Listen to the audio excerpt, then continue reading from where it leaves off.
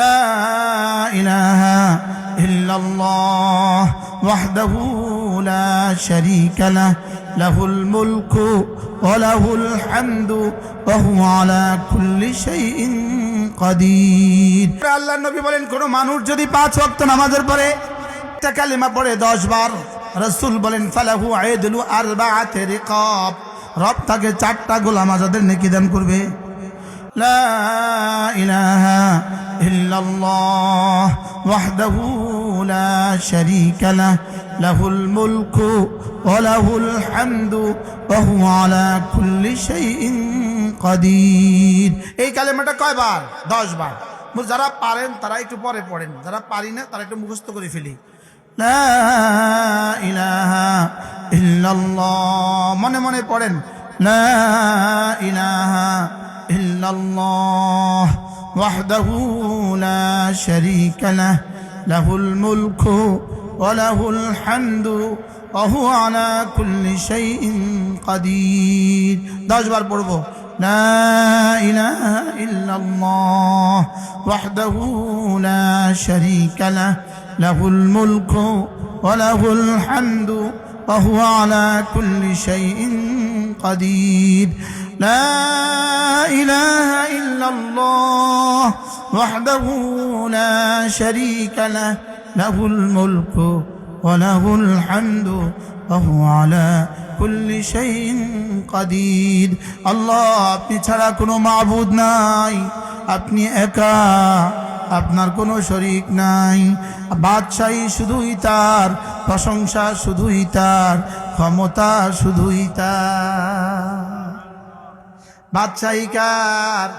হ্যাঁ, আজকের 18 কোটি মানুষ, বাংলাদেশের 18 কোটি মুসলমান মানুষ, এদের মধ্যে যদি অর্ধেক কোটি মুসলমান, যদি মুসলমান বালেগ পুরুষ যদি অর্ধেক কোটি হয়, 9 কোটি হয়, এই বালেগ নারী পুরুষ যদি এই কালেমাটার উপরে ইয়াকিন বানাইতো, তো রব কালকে ফজরের আগে আগে বাংলাদেশটাকে বাইতুল মুকাররমের খতিবের হাতে বাংলাদেশটা তুলে দিত।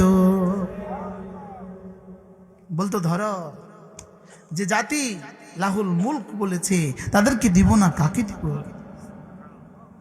যে জাতি ওয়া হুয়া আলা কুল্লি শাইইন কাদির বলেছে তাকে দিব না, কাকে দিব? যারা এটা বলতে শিখছে তো তাদেরকে রব হুকুমত দিছে, দিছে না? দিছে না? পৃথিবীতে ইসলামী হুকুমত যেখানে যেখানে হয়েছে এই সব এটা বলনেওয়ালা ছিল। এটা কি ছিল বলেন? শুধু বলনেওয়ালা না, বিশ্বাস করনেওয়ালা? শুধু বিশ্বাস করনেওয়ালা ছিল না, এটা তাকাজা মতে চলনেওয়ালা, এটা তাকাজা মতে চলনেওয়ালা ছিল। লা ইলাহা ইল্লাল্লাহ ওয়াহদাহু লা শারীকা লাহ লাহুল মুলকু ওয়া লাহুল হামদু ওয়া হুয়া আলা কুল্লি শাইইন কাদির। কোন মানুষ যদি এই কালেমাটা 100 বার প্রতিদিন পড়ে, আল্লাহর নবী বলেন আল্লাহ তাআলা তাকে 5টা পুরস্কার দিবেন। 1 নম্বরে 10টা গোলাম আজাদের নেকি দান করবেন, 2 নম্বরে 100টা হাসানা দিবেন, 3 নম্বরে 100টা সাইয়্যা মুছে দিবেন, 4 নম্বরে ওই দিন ওই রাতে আল্লাহ তাআলা তাকে শয়তান থেকে বাঁচাবে। এখন আমরা শয়তান থেকে বাঁচতেছি না শয়তানের পেটের ভিতরে ঢুকে গেছে? শয়তান আমগো ভিতরে নাই, এখন আমরা শয়তানের ভিতরে। মনে বুঝেন? আগে শুনতাম শয়তান বলে কলবের ভিতরে, এখন এতে ঢুকছে শয়তানের ভিতরে। কি এটার ভিতরে ঢুকা আর শয়তানের ভিতরে ঢুকাতে এক কথায় কয় না? এটার ভিতরে ঢুকা শয়তানের ভিতরে ঢুকাতো কি এক কথা? আজ থেকে 20 বছর আগে ছবি দেখতে হইলে টাকা লইতে হইতো, রিক্সা লাগতো, লাকসাম যাইতে হইতো, বলেন না হাসানা মিশা? এখন ছবি দেখতে হলে কোথায় যেতে হয়? হ্যাঁ, তা আগে শয়তান ঢুকতো, এখন এতে শয়তানের ভিতরে ঢুকছে। বাস্তব না বাস্তব বলেন? বলেন এটা আর শয়তান হুবহু এক কন? এটা বানাইয়া এটা হাতে ধরাইয়া দিয়ে শয়তান রিটায়ারমেন্টে চলে গেছে, শয়তান অবসরে চলে গেছে। তোর নিয়ে আর আমার কোনো টেনশন করার দরকার নেই, এবার তুই এটার ভিতরে মর। ম্যাট্রিক পরীক্ষার্থী ছেলে, তুই এটার ভিতরে মর, তোর সামনের ফিউচার শুধু অটো, শুধু অটো, শুধু অটো চালাবি। মনে বুঝেন না?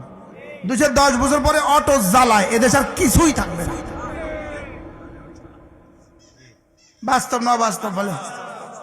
এত অটো আইলো করতে শুধু অটো পাসের কারণে, এত অটো পাস আইলো করতে শুধু অটো নাশের কারণে, এত অটো নাশ হইলো কেন শুধু মোবাইলের কারণে। মনে হয় বুঝেন নাই না, মানুষ অটো চালাতে যাইব কেন? এটা কি মানে একটা জিনিস হইলো, যেই পারে হে একটা অটো কিনে, বুড়াও কিনে, জোয়ানও কিনে, হোলাও কিনে, বাচ্চাও কিনে, আর এটাই চলছে রাস্তা। পেট তো চালতে হবে, পেট তো পালতে হবে, তো কি দিয়া পালবে সে? কারণ সে অটো পাস করছে, সে আর কি করবে? বুঝাতে পারলাম না মনে হয়। অটো পাস করছে কেন? কি শুধু এটা তারা রিক্সাওয়ালা বানায় দিছে, এটা তারা সিএনজি ওয়ালা বানায়। যেই ছেলে ডাক্তার হইতে পারতো সে এখন অটো চালায় কেন? বাস্তব না বাস্তব বলেন? উন্নত দেশে কোনো স্টুডেন্টের জন্য মোবাইল এলাও না।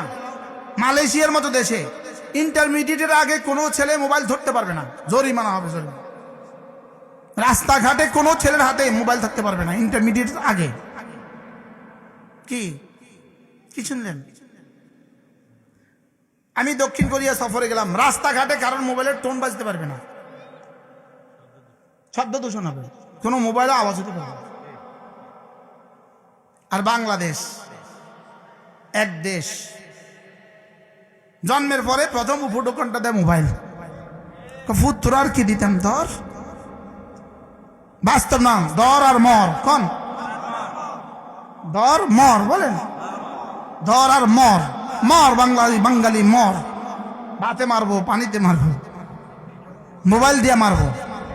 আমাদেরকে মোবাইল সাপ্লাই দিয়া পশ্চিমা বিশ্ব কি হয়ে গেছে, মোটামুটি একটা নিরাপদ হয়ে গেছে। বা এটা মোবাইলে থাক, মোবাইলে থাকতে থাকতে এই জাতি অটো ধ্বংস হয়ে যাবে। এই জাতি কি হয়ে যাবে বলেন? অটো ধ্বংস হয়ে যাবে। যদি আমাদের মাদ্রাসা মসজিদগুলো না থাকতো এই জাতির যে কি অবস্থা হইতো? বাস্তব না বাস্তব? এই ওয়াজ মাহফিলগুলো যদি না হইতো তাহলে কি অবস্থা হইতো? আমি মাঝে মাঝে আরে যদি এই ওয়াজ মাহফিলগুলো না হইতো এই আসার বেসিনরা কি করতো? এই ফুটকা বেসিনরা কি করতো? এই হ্যাঁ মূর্তি বেসিনরা কি করতো? হাই রে, কত বড় রহমত! রহমত না রহমত না বলেন? আল্লাহ আমাদের সবাইকে তৌফিক দান করেন। তাহলে 100 বার পড়লে 5টা পুরস্কার, 5টা।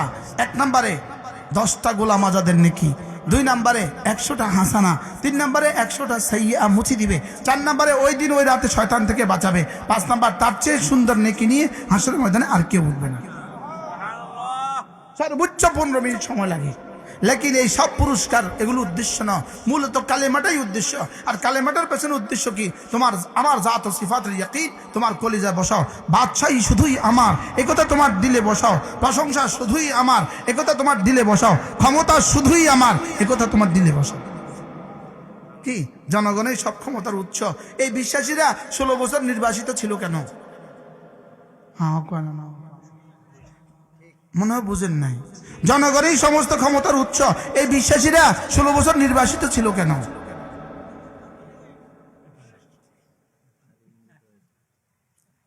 কি জনগণের সমস্ত ক্ষমতার উৎস হলে 5 আগস্ট দেশে রচিত হইল কেন? বুঝেন নাই কথা? তাহলে বোঝা গেছে জনগণের হাতে কিছু নাই, সব আরশের মালিকের হাতে। সব কার হাতে বলেন? সব আরশের, সব আরশে আজিমের মালিকের হাতে। সব কার হাতে বলেন? আচ্ছা, এই কথার বিশ্বাস যদি 16 বছর পিঠা খাইয়াও না হয় আর কবে হবে? আমি ভাবতাম যদি কোনোদিন এই দল চলে যায়, ওই দল জীবনে আর নির্বাচন করতে না। যেই পিঠা খাইছে আজ জীবনে একবারও নির্বাচন করতে। আমরা তো তওবা তিল্লা করে